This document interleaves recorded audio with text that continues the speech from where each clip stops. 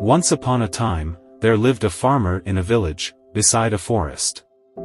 He had a big garden that had an old apple tree and other plants, trees, and beautiful flowers. When the farmer was a little boy, he spent much of his time playing with the apple tree. Those days, the apple tree had given the choicest of apples to him. However, as time passed, the apple tree became old and stopped bearing fruits. Now that the farmer was not getting any apples from the tree, he decided that the tree was useless. Therefore, he decided to cut the tree and use its wood to make some new furniture. He felt that since the tree was old and huge, he did not have to cure it, and it would make great furniture. He forgot that as a boy, he had spent his entire childhood climbing the tree and eating its apples. Now the apple tree was home to several little animals in the neighborhood. This included squirrels, sparrows, and a huge variety of birds and insects. When the farmer took his axe and began chopping the tree, all the little animals came rushing down. They all began to plead with the farmer. They gathered round the farmer and said, "Please don't cut the tree. We used to play with you when you were small, under this very tree. This is our home and we have no other place to go." The farmer was adamant. He raised his axe and the commotion grew. "Please don't chop and destroy my home and kids," cried the squirrel. "Please don't chop and destroy my nest," cried the little birds. "Please don't cut the apple tree," cried the grasshopper. The farmer, however, forgot his childhood and his animal friends. He began to chop the tree harder. All the little animals became desperate, and wanted to protect the apple tree at any cost.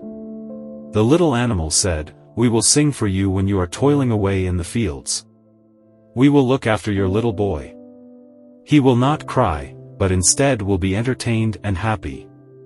You will like our songs and will not feel tired." However, their cries for help fell on deaf ears. Despite all their requests, the farmer continued to chop down the tree. All of a sudden, he noticed something shiny. On inspecting it, he realized that it was a beehive, full of honey. He took a little and put it in his mouth.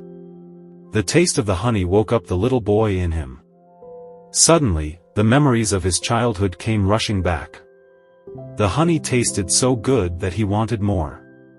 It brought a sense of happiness to him. He smiled and exclaimed, "This tastes amazing." Realizing the change in the farmer's attitude, the little animals spoke in unison. The bee said, "I will always provide you with sweet honey." The squirrel said, "I will share any amount of nuts that you want." The birds cried, "We will sing as many songs as you want." Finally, the farmer realized his folly, and put down his axe.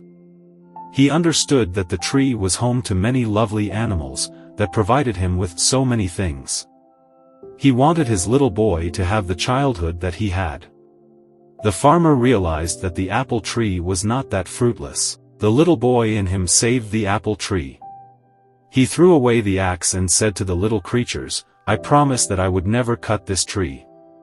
I have realized my mistake, and you all can now live in peace and harmony." The little creatures thanked the bee profusely. If the farmer had not found the beehive, they would have been homeless by now. They continued living happily in the old apple tree.